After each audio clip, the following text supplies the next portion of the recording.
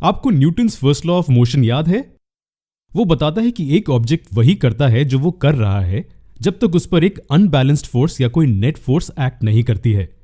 अब एक इंपॉर्टेंट सवाल यह है, क्या होगा जब एक नेट फोर्स ऑब्जेक्ट पर एक्ट करेगी?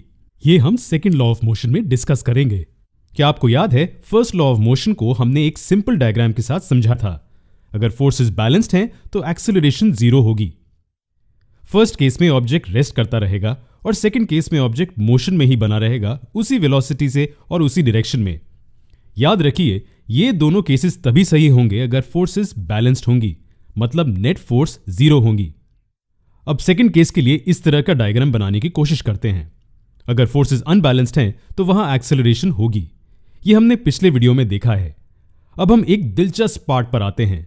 मैं आपसे एक सवाल पूछता हूं और मुझे यकीन है कि आप इसका जवाब दे सकेंगे। वो कौन से दो फैक्टर्स हैं जिन पर एक्सेलरेशन डिपेंड करती है? मैं चाहता हूं कि आप अपने दिमाग पर थोड़ा जोर दें। मैं अपना सवाल दोहराता हूं। आपको क्या लगता है किन दो फैक्टर्स पर एक्सेलरेशन डिपेंड करती है? चलिए देखते हैं। मान लीजिए कि टेबल पर एक ऑब्जेक्ट है। आपने उस पर 10 यूनिट्स की नेट फोर्स अप्लाई की और फिर आप उस पर 20 यूनिट्स की नेट फोर्स अप्लाई करते हैं।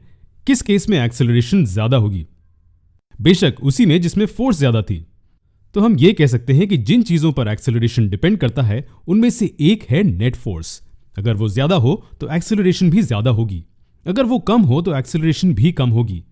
एक्सेलरेशन सीधे डिपेंड करती है नेट फोर्स पर।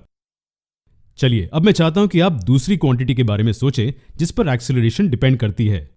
मान लीजिए कि एक टेबल पर दो ऑब्जेक्ट्स हैं। एक का मास 3 किलोग्राम्स है और दूसरे का 5 किलोग्राम्स है।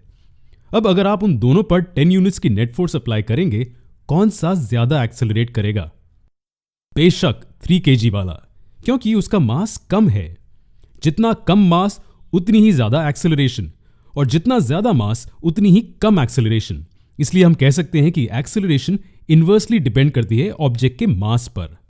अगर आप इस कॉन्सेप्ट को अच्छी तरह से समझ गए हैं तो सेकंड लॉ को समझना बहुत आसान हो जाएगा।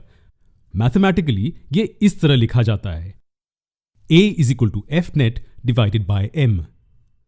आसान टर्म्स में एक्सेलरेशन सीधे प्रोपोर्शनल होती है नेट फोर्स से जो अप्लाई हुई है, और इन्वर्सली प्रोपोर्शनल होती है ऑब्जेक्ट के मास से।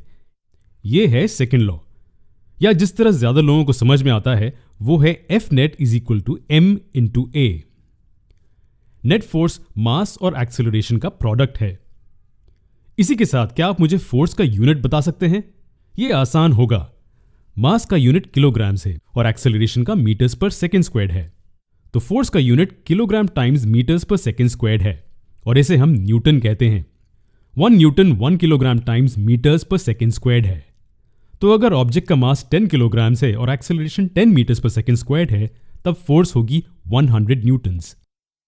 1 न्यूटन को हम इस प्रकार डिफाइन कर सकते हैं, फोर्स की वो मात्रा जो 1 किलोग्राम मास को 1 मीटर पर सेकंड स्क्वायर से एक्सेलरेट करती है।